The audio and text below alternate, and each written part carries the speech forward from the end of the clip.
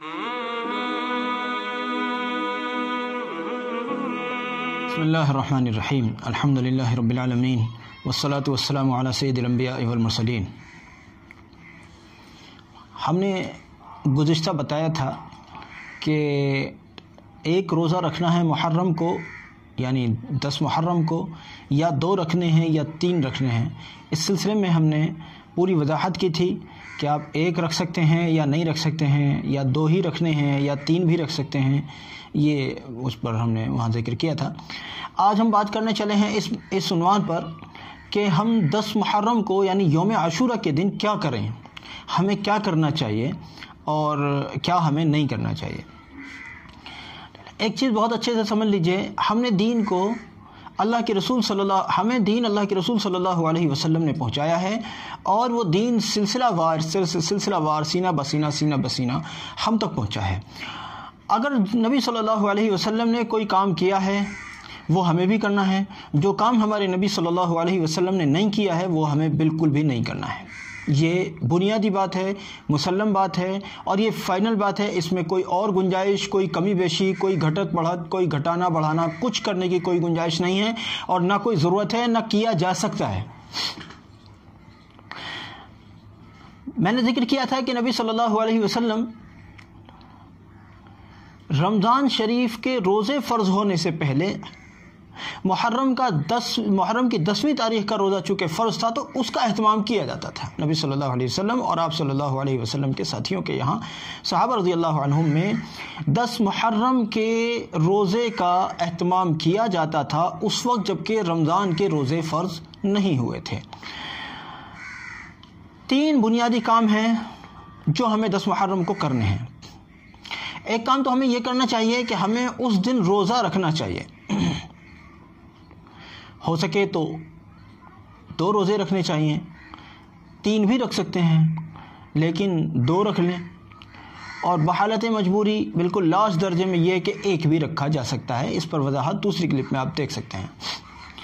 تو ایک بات تو یہ کہ ہمیں اس میں روزہ رکھنا چاہیے۔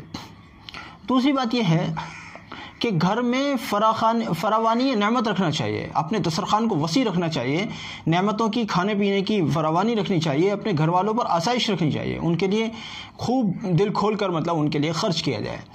اور جیسے چھوٹے بچے ہوتے ہیں گھروں میں، ان کے لیے، یا اور کچھ ایسی خواتین ہوتی ہیں جو حائضہ وغیرہ ہوتی ہیں، یا کچھ بوڑھی عورتیں ہوتی ہیں، یا بوڑھے مرد ہوتے ہیں، ماں باپ ہوتے ہیں، وہ بزرگ ہوتے ہیں یا بیمار ہوتے ہیں، انہوں نے روزہ نہیں رکھا ہے، تو اس طرح کے لوگ یعنی جو روزے سے نہیں ہیں ان لوگوں کے لیے فراخی رکھی جائے۔ اچھا، فراخی کے 2 باتیں ہو سکتی ہیں فراخی سے متعلق۔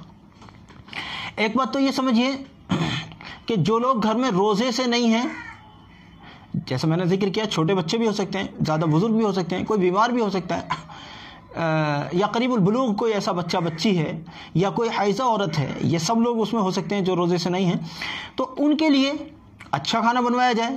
ساتھ ہی ساتھ جہاں ان کے لیے بنوایا جائے وہیں محلے کے دوسرے غربا اور دوسرے ملنے جلنے والے لوگوں کے لیے بھی۔ دیکھیے، ہم سمجھتے ہیں کہ ہمارا کھانا جب گھر سے باہر کا کوئی آدمی کھائے تو وہ ایسے موقع پر صرف غریب ہی کھائے، ہم لوگ ایسا سمجھتے ہیں، جبکہ ایسا نہیں ہے۔ کبھی اپنے ملنے جلنے والے لوگوں کو بھی بطور تحفہ، ہدیے کے طور پر، محبت بڑھانے کا عمل ہے نا بھئی ہدیہ، تو ہدیے تحفے کے طور پر کبھی اپنے ملنے جلنے والے لوگوں کو بھی بلا کر کھلانا چاہیے، چاہے وہ مالدار ہو یا غریب ہو، اس سے کوئی مطلب نہیں ہے۔ ورنہ سب سے اچھی بات تو یہ ہے کہ ہمارے کھانے کو نیک لوگ کھائیں، وہ ایک روایت نقل کی جاتی ہے نا کہ تیرا کھانا متقیوں کے علاوہ کوئی دوسرا نہ کھائے، یہ ایک روایت ہے۔ شیخ زکریا علیہ الرحمہ نے بھی اس کا ذکر کیا ہے۔ بہرحال نیک لوگوں کو اپنا کھانا کھلانا یہ سب سے بہتر بات ہے، سب سے اچھی بات۔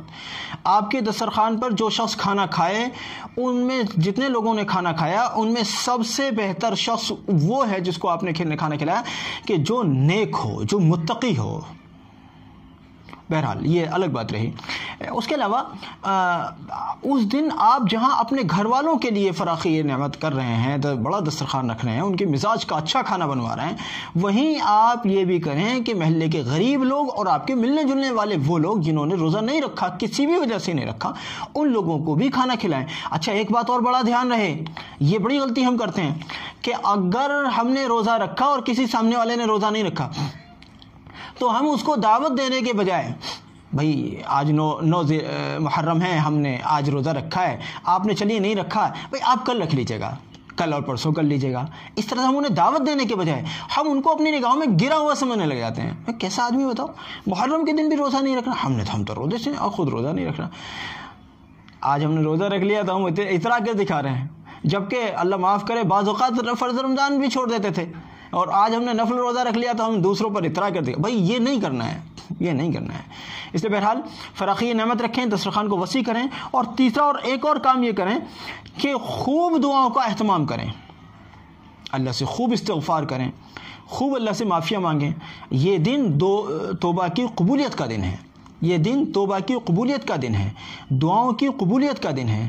کہتے ہیں کہ حضرت آدم علیہ السلام جو دعائیں کر رہے تھے، استغفار کر رہے تھے اللہ سے، جو انہوں نے شجر ممنوعہ کھا لیا تھا جنت کے اندر، تو اس پر جو ان کو جنت سے نکال دیا گیا تھا، اس پر وہ استغفار کر رہے تھے ایک لمبے ٹائم سے، لیکن جب محرم کی 10ویں تاریخ یعنی یوم عاشورہ کا دن آیا، اس دن ان کی دعا قبول ہوئی، اس دن ان کی۔ اور بھی اس تاریخ میں اور بھی بہت سارے ایسے اہم واقعات پیش آئے ہیں، انشاءاللہ وہ ہم پھر دوبارہ سے بتائیں گے کسی موقع سے۔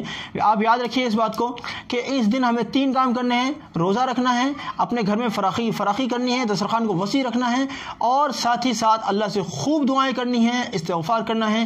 اپنے لیے بھی استغفار کریں، اپنی نسلوں کے لیے بھی استغفار کریں، ساری امت کے لیے استغفار کریں، اپنے لیے بھی دعائیں کریں، اپنی نسلوں کے لیے بھی دعائیں کریں، اور ساری امت کے لیے بھی دعائیں کریں۔ اللہ رب العزت مجھے بھی توفیق دے، آپ کو بھی توفیق دے۔ جزاکم اللہ، السلام علیکم ورحمۃ اللہ وبرکاتہ۔